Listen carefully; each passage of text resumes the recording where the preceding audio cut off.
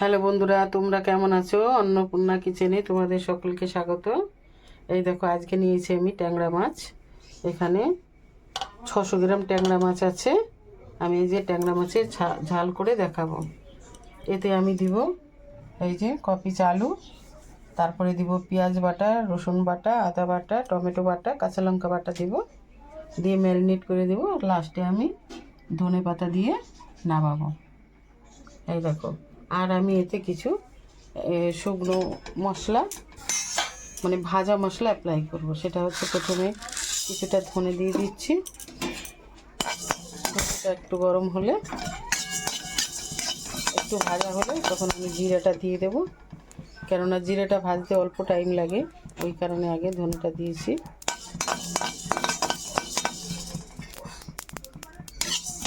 এইটা আমি বাটা করে মাছে দিব, খুব ভালো লাগবে। ট্যাংরা মাছের ঝালে ভাজা মশলা খুব টেস্ট হয় খেতে।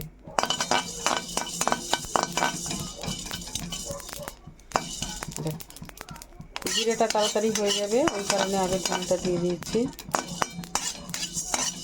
এটাতে আমি গুঁড়ো মশলা অ্যাপ্লাই করব না, এটাতে আমি ভাজা মশলা দেব, তাহলে খেতে খুব সুন্দর হবে।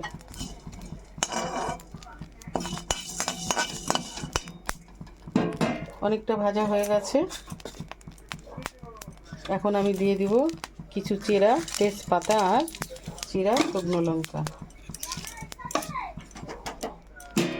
গ্যাসটা কমিয়ে দিতে হবে, কম আছে, এটাকে নাড়তে হবে আস্তে আস্তে করে।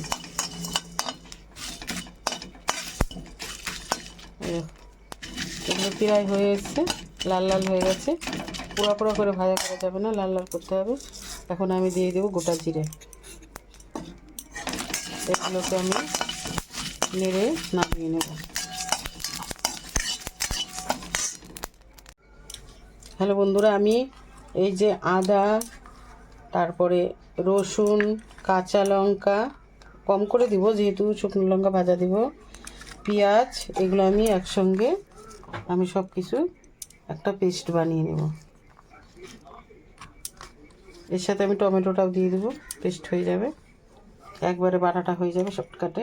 এর মধ্যে আমি সব কিছু দিয়ে নিলাম, কাঁচা লঙ্কা একটু কমিয়ে দিলাম। এটাকে আমি পেস্ট করে নেব। কড়া গরম হয়ে গেছে, এবার আমি তেল দিয়ে দিচ্ছি। মাছ ভাজা করে নেব। অল্প অল্প তেল দিয়ে ভাজতে হবে, কেননা ট্যাংরা মাছ খুব ফাটে, ভয় লাগে, ওই জন্য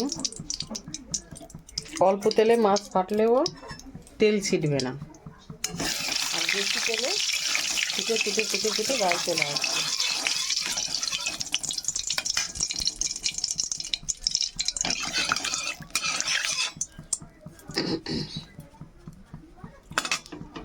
তেল গরম হয়ে গেছে, ধোয়া হচ্ছে। এবার মাছ দিয়ে দেবো।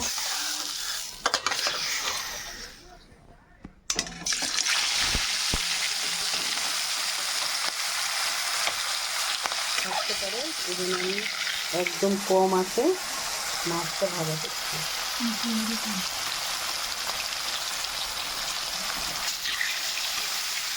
চার পিস মাছ আগে ভাজা করে নিই, মাছগুলো বড়ো বড়ো আস্তে আস্তে করে ভাজা হোক। মাছ ভাজা হয়ে গেছে, একটু উল্টে দিচ্ছি। ট্যাংরা মাছ বেশি একটা ভাজতে লাগে না, হালকা একটু লাল লাল হলেই হবে, বাদামি কালার হলেই হয়ে যাবে। উল্টে দিলাম। এবার মাছটা ভাজা হতে হতে আমি ভাজা মশলাটা তৈরি করে নিয়ে আসছি।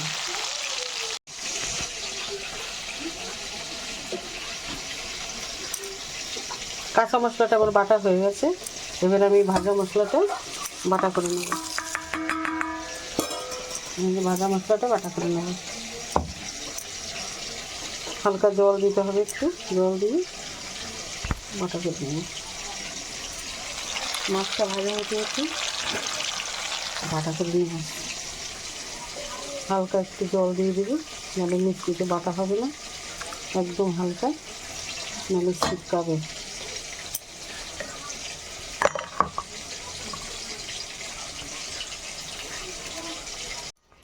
এবার মশলাটা বাটা করে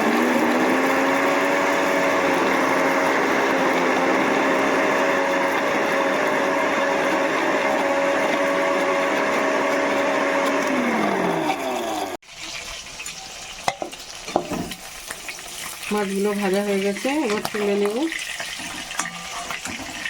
এই গামলাতেই তুলে নিচ্ছি, বাকিগুলো দিয়ে দেবো।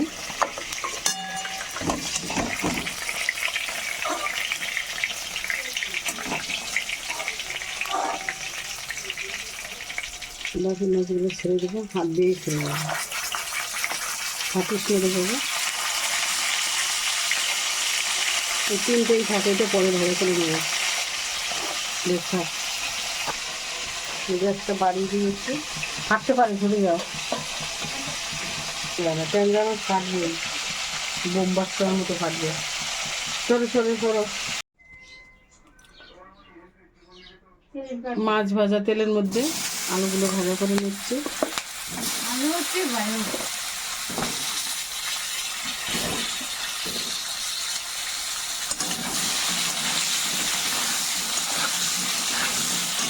নতুন আলু, ট্যাংরা মাছের নতুন আলু দিয়ে ট্যাংরা মাছের ঝাল করবো,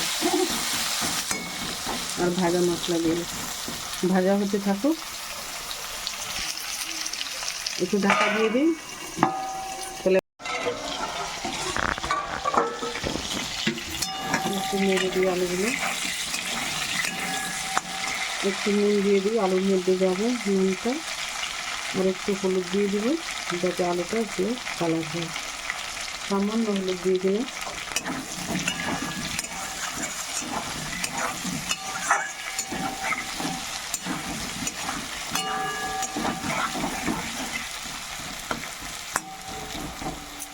এবার আর একটু ভাজা হলেই হয়ে যাবে।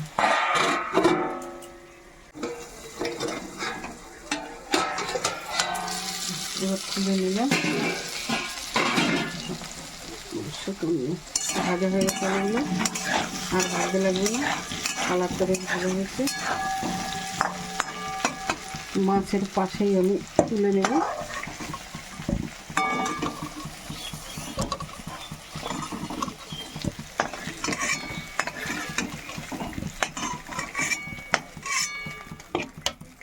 আর সামান্য তেল অ্যাড করে নিচ্ছি।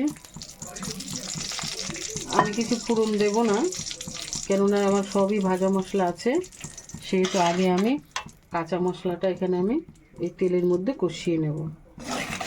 কিছুই আজকে আমার ফোড়ন দিতে লাগবে না, কেননা আমি তো ভাজা মশলা বাটা করে নিয়েছি, সব রকমের ভাজা মশলা, সেই কারণে আর দিতে লাগবে না। আমি এটাকে ভালো করে কষিয়ে নেব।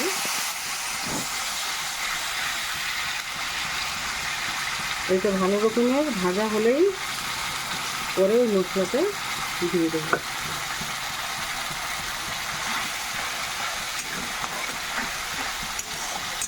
এটার কাঁচা গন্ধটা যখন যাবে তখন আবার ভাজা মশলাটা দিয়ে দেবো।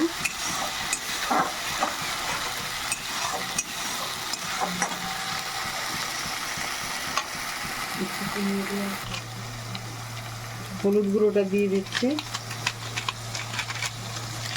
অন্য কোনো মশলার গুঁড়ো আমাকে দিতে হবে না, যেহেতু আমি সব রকমের মশলাই ভাজা করে বাটা করে নিয়েছি, শুধু হলুদটা নুনটাই লাগবে।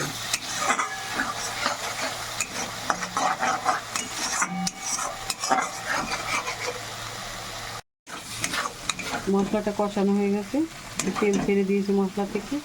এবার আমি আলুগুলো দিয়ে দেবো, আলুগুলো দিয়ে একটু নেড়ে নেব ভালো করে।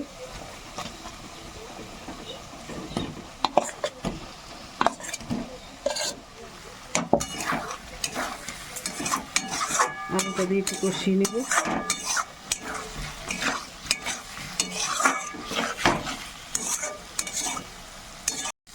তাহলে বন্ধুরা দেখো, পুরো তেল বেরোচ্ছে এখন। এই কাঁচা মশলাটা ভালো করে ভাজা হয়ে গেছে, কষানো হয়ে গেছে। আমি এখন এই মশলা দিয়ে শুধু তেল বেরোচ্ছে, এখন আমি এই যে ভাজা মশলাটা দিয়ে দেবো।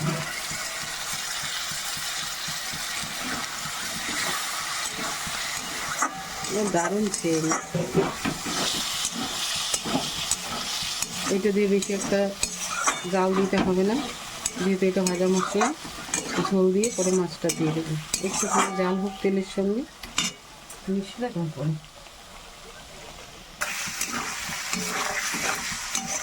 এই মশলাটাও তেলের সঙ্গে ভালো করে ভাজা হবে একটু। এমনিতে ভাজা মশলা, কিন্তু তেলের সঙ্গে একটু ভাজা হলে ভালো হবে। আর আলুর মধ্যে মশলাটা বসবে ভালো, নুনটা ভালো করে বসবে। সুন্দর মতো মশলা ডাল হয়ে গেছে, এখন কড়াতে লেগে যাচ্ছে। এইবার এই যে ভাজা মশলার মিষ্টিটা দিয়ে জল দিয়ে দেবো পরিমাণ মতো।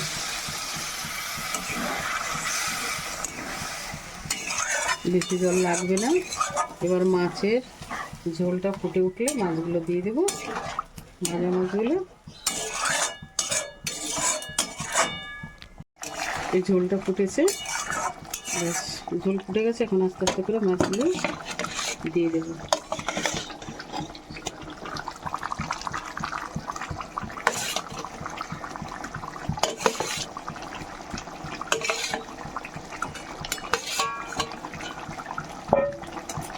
মাছগুলোকে ঝোলে ডুবিয়ে দিতে হবে, নাহলে মাছগুলো সিদ্ধ হবে না।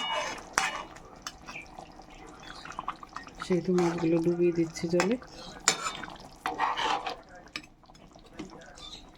ঝোলটা বেশ ঘন ঘন হবে, কেননা এটা তো ট্যাংরা মাছের ঝাল হবে, ওই জন্য বেশি ঝোল দেয়নি।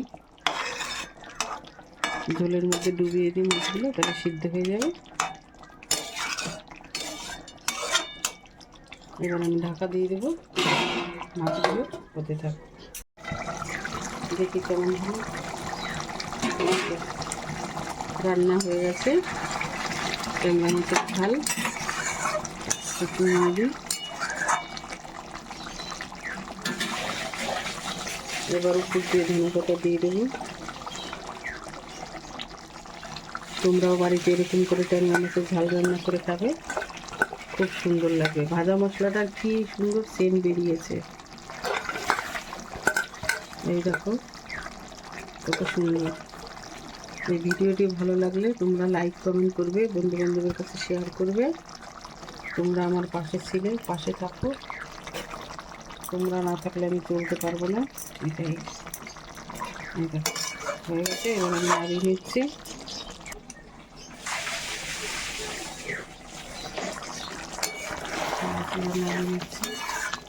ট্যাংরা মাছের ঝাল শীতের দিনে ধনে পাতা দিয়ে ট্যাংরা মাছের ঝালের উপর বাড়িতে রান্না করে পরিবারের সকল সদস্যকে পরিবেশন করবে। এই দেখো ভাইরা, দিদি ভাইরা, বোনরা, দিদিরা, এই শীতে দুপুরবেলাতে ট্যাংরা মাছের ঝাল দিয়ে ভাত খেতে খুব ভালো লাগবে। আমি ধনে পাতা দিয়ে লাস্টে নামিয়েছি, ট্যাংরা মাছের ঝাল করেছি ভাজা মশলা দিয়ে। তোমরাও বাড়িতে এরকম করে রান্না করে সবাইকে পরিবেশন করবে, নিজে খাবে, দেখবে কেমন হয়েছে, কমেন্টে আমাকে জানাবে কেমন লাগে। তোমরা সকলে ভালো থেকো। জয় গুরু।